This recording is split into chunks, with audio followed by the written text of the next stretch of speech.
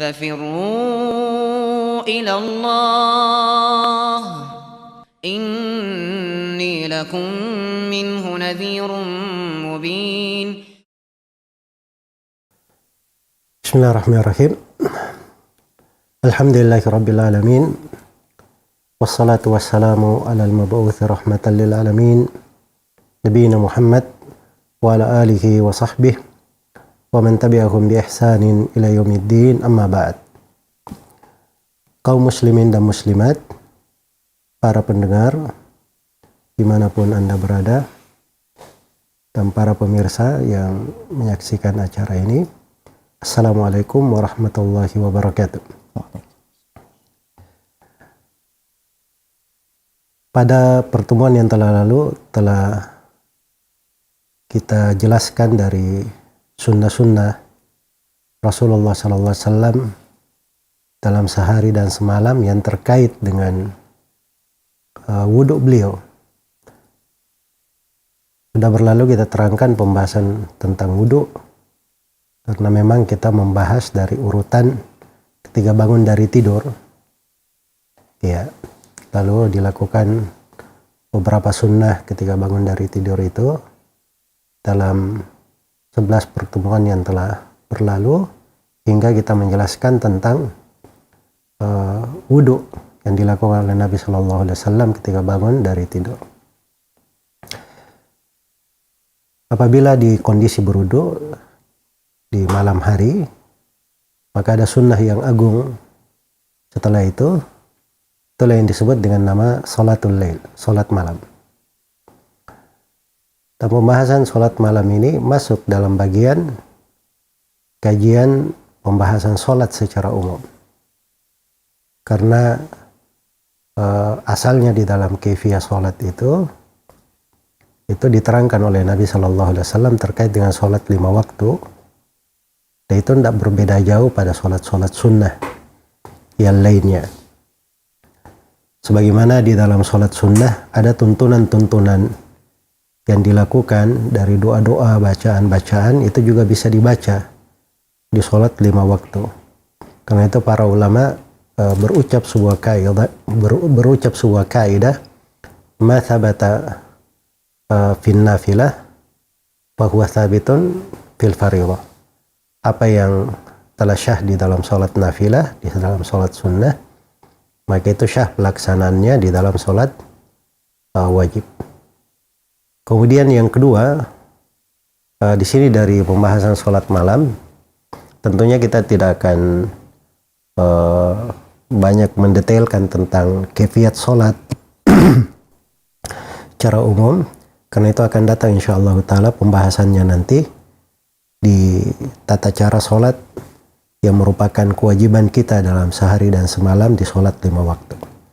Tapi di sholat malam ini ada beberapa sunnah terkait dengan sholat malam yang sepatutnya diketahui oleh seorang muslim dan muslimah. Dari sunnah tersebut adalah seorang mengetahui atau seorang melakukan sholat malam ini sebanyak 11 rakaat. Karena Nabi Shallallahu Alaihi Wasallam telah syah dari beliau, dari penukilan istrinya Aisyah radhiyallahu anha, di dalam hadits riwayat Bukhari dan Muslim, beliau berkata, maka Rasulullah Shallallahu Alaihi Wasallam yazidu fi Ramadan wala fi ghairihi ala ihda asyara rakaah. Tidaklah Rasulullah Sallallahu Alaihi Wasallam, atau tidak pernah Rasulullah Sallallahu Alaihi Wasallam menambah di dalam sholat malamnya, tidak di bulan Ramadan dan tidak pula di selain Ramadan, lebih dari 11 rakaat. Dan datang di dalam sebagian riwayat dipaparkan 11 rakaat itu oleh Aisyah radhiyallahu anha, bahwa itu dilakukan oleh Nabi Sallallahu Alaihi Wasallam 2 rakaat, 2 rakaat, 2 rakaat, 2 rakaat, kemudian 2 rakaat dan 1 rakaat. Jadi itu ada 11 rakaat. Dan ini berbicara tentang kaifiyat sholat malam. Mungkin kita akan kaji di pertemuan-pertemuan yang akan datang, insyaallah ta'ala. Cuman di sini saya ingin menjelaskan bahwa sunnah sholat malam itu adalah sunnah yang dilakukan dan dijaga oleh Nabi Shallallahu Alaihi Wasallam. Bagaimana tidak, beliau pernah ditanya di dalam sebuah hadits yang diriwayatkan oleh Imam Muslim dari Abu Hurairah radhiyallahu taala anhu tentang solat apakah yang paling afdal. Iya, tentang solat apakah yang paling afdal. Pertanyaannya itu ayu salati afdal ba'dal maktubah. Solat apakah yang paling afdal setelah solat wajib? Maka Nabi Shallallahu Alaihi Wasallam bersabda, afdalus salati ba'da salatil maktubah as-salatu fi jawfil lail. Sebaik-baik solat setelah solat wajib adalah solat yang dilakukan di tengah kegelapan malam. Itulah solat malam. Ya. Dan berbagai keutamaan disebutkan seputar solat malam itu. Dan tentunya pembahasan tentang keutamaan sholat malam itu datang di dalam banyak riwayat dari Nabi Shallallahu Alaihi Wasallam dan banyak ayat Al-Quran yang menjelaskan tentang hal tersebut. Dan kita di kesempatan ini tidak berbicara khusus tentang keutamaan sholat malam itu. Baik. Kemudian yang kedua dari sunnah-sunnah di malam hari, apabila seorang itu melakukan sholat malam, telah datang dari Nabi Shallallahu Alaihi Wasallam sebuah sunnah, dan ini kadang jarang dilakukan oleh kaum muslimin karena luput memahami atau mengetahui dari sunnah ini. Padahal sunnahnya telah syah dari Nabi Shallallahu Alaihi Wasallam, diriwayatkan oleh Imam Muslim dari Aisyah radhiyallahu anha. Beliau berkata, "Kana Rasulullah sallallahu alaihi wasallam idza qama minal lail liyusalli."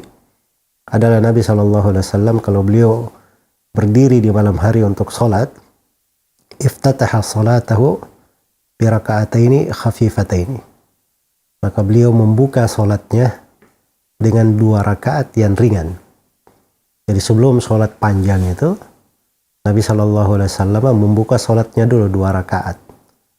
Jadi sebelum 11 rakaat yang panjang itu disunnahkan membuka dengan 2 rakaat yang ringan. Ya. Dan tentunya ini punya hikmah ya, punya hikmah. Sebab seorang itu apabila berdiri di malam hari, pada saat dia berdiri, kadang semua kondisi yang normalnya belum hadir bersamanya. Maka kadang masih melekat sebagian dari ngantuk, atau masih melekat sebagian dari hal-hal yang merupakan pembawaan dari tidur, ya, belum terlalu mood atau yang semisal dengan itu, maka disunnahkan dia sholat dulu 2 rakaat ringan, dan itu agar supaya dia lebih sempurna. Apalagi telah kita singgung pada pertemuan yang telah lalu tentang syaitan itu apabila seorang hamba itu bangun dari tidurnya, syaitan telah mengikat 3 kali ikatan pada hamba itu. Ya. Jadi kalau hamba itu dia bangun, kemudian dia membaca doa, kemudian berwudu, setelah itu dia sholat 2 rakaat, maka hilang seluruh ikatan tersebut. Maka itu mungkin dari hikmah-hikmahnya terkait dengan dibuka dengan 2 rakaat ringan ini oleh Nabi Shallallahu Alaihi Wasallam. Setelah itu beliau berdiri dengan rakaat yang dimaklumi, kita akan mengisyaratkan nanti sebagian dari tata cara sholat malam yang dilakukan oleh Nabi Shallallahu Alaihi Wasallam. Kemudian yang ketiga dari sunnah Nabi Shallallahu Alaihi Wasallam itu beliau membaca doa istiftah. Jadi ada doa istiftah yang dibaca oleh Nabi Shallallahu Alaihi Wasallam. Itu disebutkan dalam riwayat-riwayat beliau baca di sholat malam. Tapi walaupun ini dibaca di sholat malam oleh Nabi, sebenarnya bisa juga dibaca oleh seseorang di sholat 5 waktunya, dan itu tidak ada masalah. Cuma di sini saya akan bawakan riwayat-riwayat khusus yang dibaca oleh Nabi Shallallahu Alaihi Wasallam, doa istiftah beliau di malam hari. Iya. Dan ini insyaallah ta'ala doa-doa yang agung. Karena itu mungkin saya akan bacakan satu riwayat di malam hari ini, di pertemuan ini, agar supaya kita renungi dari kandungan-kandungan yang terkandung di dalam doa ini. kita itu kadang banyak doa ya yang kita lalui, banyak dari bacaan-bacaan yang kita terbiasa membacanya, banyak dari dikir-dikir, dari doa-doa yang berlalu di dalam ibadah-ibadah kita. Iya. Masalah yang pertama, kadang kita tidak melingkup seluruh doa-doa itu. Yang kedua, kalaupun kita melingkupnya, kadang kita kurang di dalam memahami makna-maknanya. Padahal di makna-makna itulah keagungan dari doa tersebut dan pengaruh doa itu di dalam kehidupan. Ya, apalagi ini doa yang diajarkan oleh Nabi Sallallahu Alaihi Wasallam sangat penting sekali karena berkaitan dengan kebaikan seorang hamba di dunia dan di akhirat. Diriwayatkan oleh Imam Muslim dari Aisyah radhiyallahu anha, beliau berkata, "Kana Nabi sallallahu alaihi wasallam idza qama min al-laili iftataha salatahu." Adalah Nabi sallallahu alaihi wasallam apabila beliau berdiri di malam hari. Apabila beliau berdiri di malam hari. Jadi bahasa yang dipakai oleh Aisyah itu kalau membahasakan salat malam untuk Nabi sallallahu alaihi wasallam, kana, ya, terus menerus, bahasa yang menunjukkan terus menerus, continue. Karena memang sholat malam itu khusus bagi Nabi Sallallahu Alaihi Wasallam itu adalah kewajiban. Kewajiban terhadap Nabi Sallallahu Alaihi Wasallam. Adapun terhadap umatnya itu adalah sunnah muakkadah. Menurut pendapat yang dipegang oleh mayoritas ulama. Walaupun ada sebagian ulama yang mewajibkan sholat witir, ya bahkan Imam Ahmad rahimahullahu ta'ala mengatakan bahwa orang yang tidak sholat di malam hari sama sekali walaupun sholat witir itu rajulun sayyi, adalah seorang yang buruk, bukan orang yang salih. Ya karena sholat malam itu adalah da'bus salihin, adalah cirinya orang-orang yang salih, orang-orang yang baik. Ya karena itu harus ada dari sholat malam walaupun sedikit yang dilakukan. Iya. Dan kita akan terangkan nanti bahwa sholat malam itu satu rakaat pun panjang seorang kontinu, dia jaga witirnya, itu nggak ada masalah. Dan Nabi SAW berpesan kepada beberapa orang sahabat untuk melakukan 3 rakaat sebelum tidur. 3 rakaat sebelum tidur. Sehingga dia kontinu di dalam mengerjakannya. Di antara doa yang dibaca oleh Nabi SAW di sholat malamnya, kata Aisyah radhiyallahu anha, Allahumma rabba Jibril wa Mikail wa Israfil.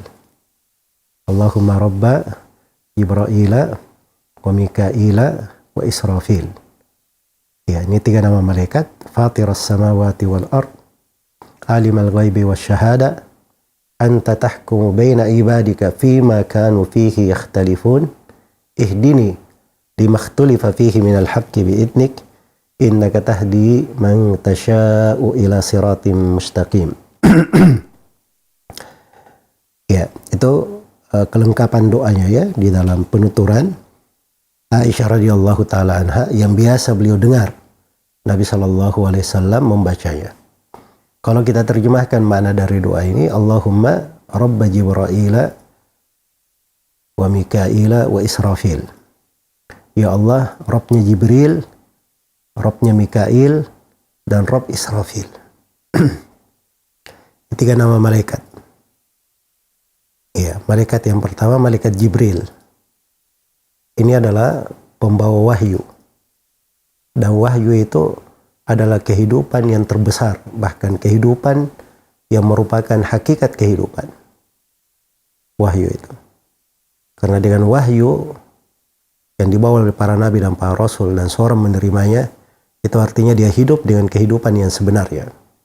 Awaman kana maitan fa ahyainahu wa ja'alna lahu nuran yamshi bihi fin nas kaman mathaluhu fil dhulumati laysa bi kharijin minha.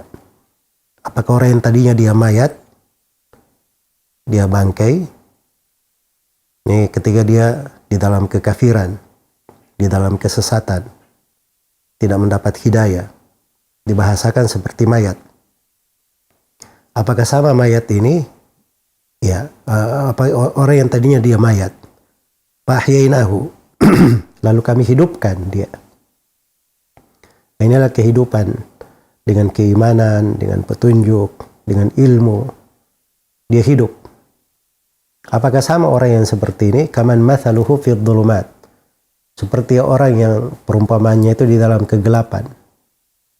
Dia mayat di kegelapan, laisa bi kharijin minha, tidak mau keluar darinya. Iya. Jadi itu kehidupan yang terbesar. Kehidupan dengan ilmu, kehidupan dengan iman. Ya. Maka Jibril ini membawa wahyu. Kemudian yang kedua, Mikail. Mikail ini malaikat diwakilkan untuk hujan, tumbuh-tumbuhan, ya, dan kehidupan makhluk di dunia. Jadi ini terkait dengan dunia mereka. Apa yang menghidupkan dunia mereka. Kalau Israfil itu yang meniup sangkakala. Dan itu adalah kehidupan mereka setelah kematian untuk hari kebangkitan. Ya, jadi ini 3 nama malaikat, semuanya adalah hamba Allah Subhanahu wa taala. Ya.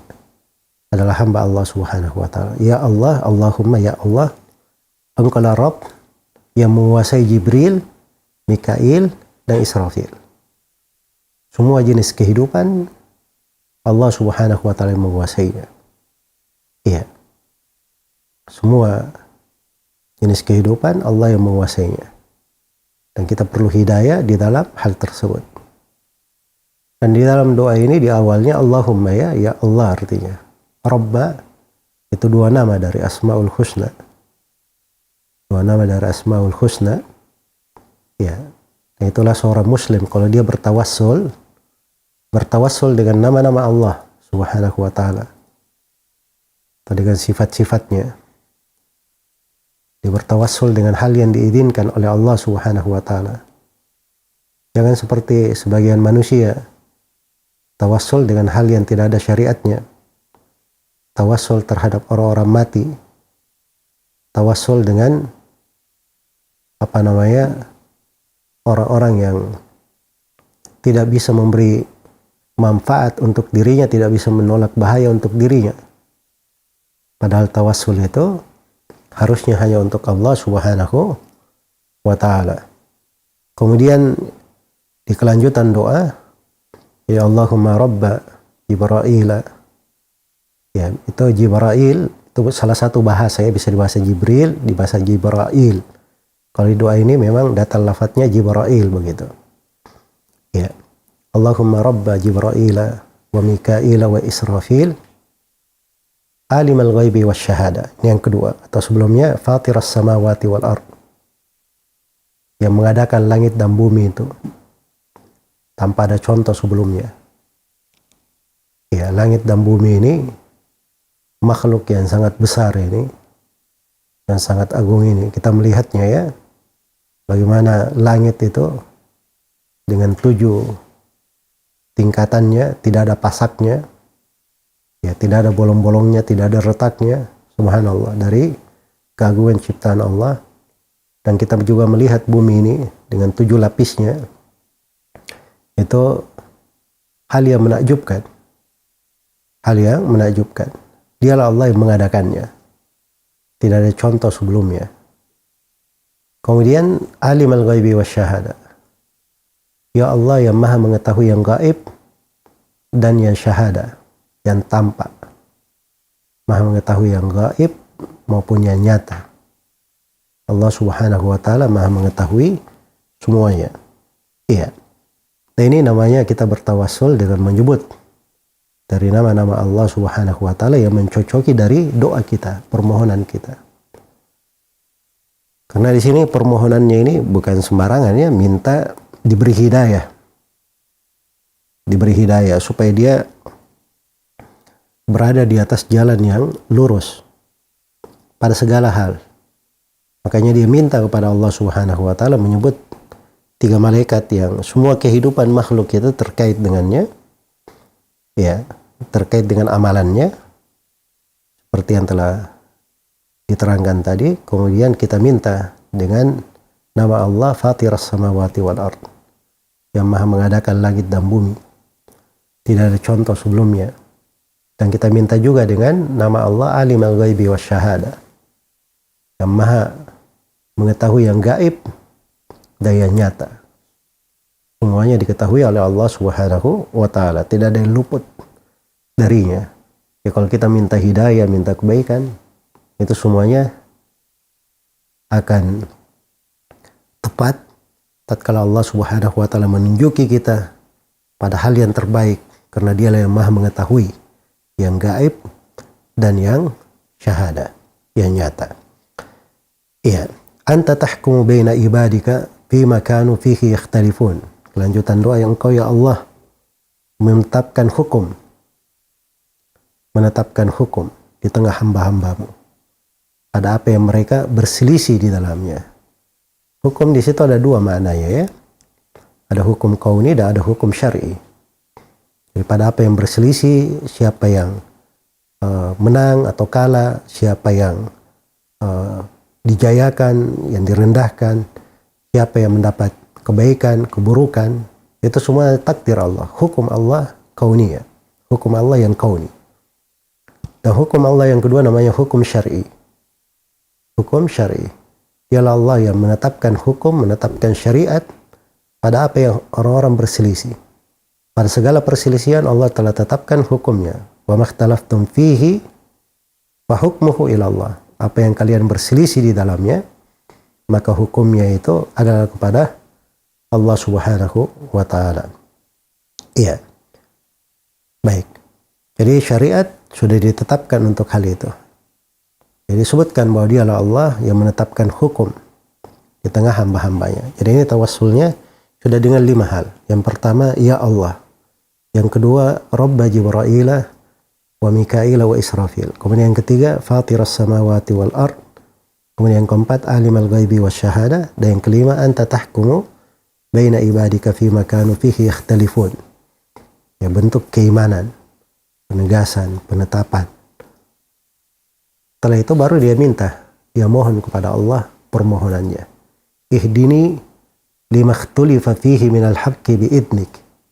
Ya Allah, berilah saya hidayah kepada kebenaran yang diperselisihkan. Ya, beri saya hidayah menuju kepada kebenaran yang diperselisihkan biidnika, dengan idinmu. Dengan idinmu, dengan ketentuan dan syariatmu, bisa juga dengan takdirmu. Dan maksudnya dengan idinmu itu, orang itu mohon kepada Allah Subhanahu wa Ta'ala ketetapan untuk dirinya dan kecocokan di atas tuntunan dan syariat. Di atas tuntunan dan syariat. Innaka tahdi man tasya'u ila siratim mustaqim. Sungguhnya Engkau ya Allah memberi hidayah kepada siapa yang Engkau kehendaki menuju kepada jalan yang lurus. Ini di akhirnya juga masih menyebut dari keagungan Allah bahwa Dialah Allah yang memberi hidayah kepada siapa yang Dia kehendaki menuju kepada jalan yang lurus. Iya. Karena itulah seorang muslim itu selalu memohon hidayah kepada Allah Subhanahu wa Ta'ala. Kita ini banyak kekurangannya, banyak kelemahannya. Kita beramal amalan-amalan apapun dari kehidupan dunia ini, kadang kita sudah ukur, kita sudah pelajari ilmunya, kita sudah pelajari cara melakukan amalan itu, tapi subhanallah tetap saja semuanya itu di tangan Allah. Maka kita selalu memohon hidayah kepada Allah Subhanahu wa Ta'ala pada apa yang kita lakukan. Dan dari keindahan di dalam doa ini bukan mohon hidayah pada perselisihan yang sifatnya antara hak dan batil, tapi ini pada kebenaran yang diperselisihkan. Karena ada bentuk-bentuk perkara antara dua hal yang afdal, yang fadil dan afdal, utama dan lebih utama, yang baik dan lebih baik. Itu kita juga perlu hidayah kepada Allah Subhanahu wa Ta'ala agar supaya kita diberi petunjuk kepada hal tersebut. Ya, maka ini dari sebagian kandungan ya yang terkait dari doa yang agung ini. Dan insyaallah ta'ala kita akan lanjutkan pembahasan tentang doa istiftah yang dibaca oleh Nabi sallallahu alaihi wasallam di salat malam di pertemuan yang akan datang biidznillah ta'ala. Ya wallahu ta'ala alam.